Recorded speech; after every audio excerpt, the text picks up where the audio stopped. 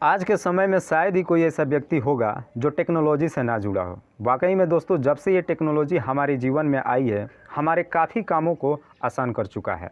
हम घंटों का काम मिनटों में कर लेते हैं और ये सबसे ज़्यादा हमारे समय की बचत करता है, क्योंकि हम घर बैठे ही अपने मोबाइल के ज़रिए, ऑनलाइन के ज़रिए मैक्सिमम कामों को कर लेते हैं, जिसकी वजह से हमें बाहर के धक्के भी नहीं खाने पड़ते और बहुत तरह की परेशानियों से बच भी जाते हैं।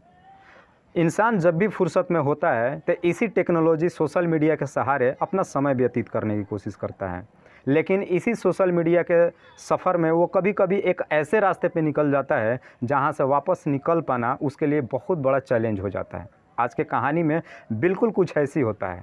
एक लड़का है जो सोशल मीडिया के ज़रिए एक महिला से दोस्ती करता है, लेकिन ये दोस्ती उसके लिए काफ़ी भारी पड़ जाता है।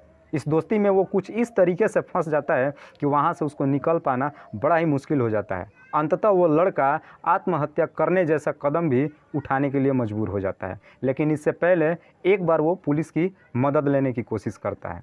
वाकई में दोस्तों, आज की जो कहानी है, इसे सुनने के बाद आप भी कहीं ना कहीं सोचने और समझने पे मजबूर हो जाएंगे कि वाकई में ये टेक्नोलॉजी है वो कितना हमारे लिए फ़ायदेमंद है और कितना नुकसान है।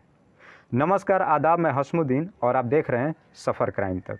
आज की जो सच्ची घटना मैं आपको सुनाने वाला हूं, दरअसल ये घटना है महाराष्ट्र का एक शहर पड़ता है बुल्ढाना। बात कर रहा हूं 3 सितंबर 2022 के सुबह के लगभग 11 बजे के आसपास बुल्ढाना के थाने में ही एक लड़का जिसकी उम्र है लगभग 22 साल, नाम है विपिन राउत, रोते बिलखते थाने पहुंचता है और जाकर के दरोगा से कहता है कि साहब मेरी ज़िंदगी बचा लीजिए, मैं बुरी तरीके से फंस चुका हूँ। और वो काफ़ी अंदर से डरा हुआ और सहमा हुआ भी है। पुलिस वाले जब विपिन रावत की इस हालत में देखते हैं, उसको बिठाते हैं, पानी पिलाते हैं और तसल्ली से पूछताछ करते हैं और कहते हैं कि तुम्हारे साथ अगर कोई भी परेशानी है तुम आराम से हमें बताओ।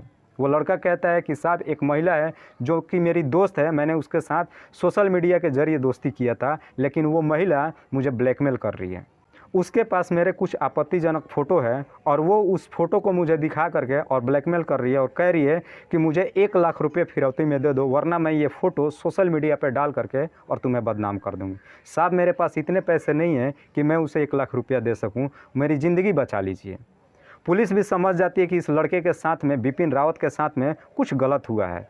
उसका कंप्लेन नोट करती है और उसके बाद इस केस को काफ़ी सीरियस तरीके से लेती है। पुलिस जब उसके मोबाइल के ज़रिए उस महिला का सोशल मीडिया को खंगालना शुरू करती है तो पुलिस को पहले ही स्टेप में बहुत ही नकारात्मक रिपोर्ट मिलता है, क्योंकि जिस सोशल मीडिया के सहारे इस लड़के से वो महिला बात करती है वो आईडी फेक है। लेकिन एक व्यक्ति है जो इस लड़के के नंबर पे कॉल किया था 1 लाख रुपये फिरौती मांगने के लिए। पुलिस जब इसके नंबर का CDR निकालती है तो वो नंबर पता चलता है कि किसी मुकेश शाह के नाम पे रजिस्टर्ड है, लेकिन मुकेश शाह का जो आईडी दिया जाता है वो भी फेक होता है। लेकिन पुलिस तुरंत उस मोबाइल को सर्विलांस पे डाल देती है कि ये मोबाइल कभी भी ऑन होगा तो तुरंत हम उसको अपने रडार में ले लेंगे, और बिल्कुल होता भी यही है। जब एक पल के लिए जैसे ही वो मोबाइल ओपन होता है, पुलिस तुरंत उस लोकेशन पे जाती है और उस लड़के को अपने हिरासत में ले लेती है, जिसका नाम है अजीत कुमार, जिसकी उम्र है लगभग 28 वर्ष। पुलिस अजीत कुमार को उठा करके थाने में लाती है और उससे पूछताछ करते हुए पूछती है कि जो विपिन रावत ने कंप्लेंट दर्ज कराया है उसमें एक महिला का जिक्र किया है, वो महिला कौन है? अजीत कुमार कहता है कि साहब मैं किसी भी महिला को नहीं जानता हूं, लेकिन पुलिस वालों को अजीत कुमार पे ऊपर काफ़ी शक होता है और वो उससे ज़बरदस्ती पूछना शुरू करते हैं। और जब काफ़ी सख्ती से पूछताछ करते हैं तो आखिरकार अजीत कुमार अपना जुर्म कबूल करते हुए और कहता है कि साहब वो महिला ना तो मेरी बीवी और ना ही मेरी बहन है, ना ही मेरी कोई रिश्तेदार है, बल्कि वो हमारे टीम की एक मेंबर है। जब टीम की बात आती है तो पुलिस वाले भी हैरान व परेशान हो जाते हैं।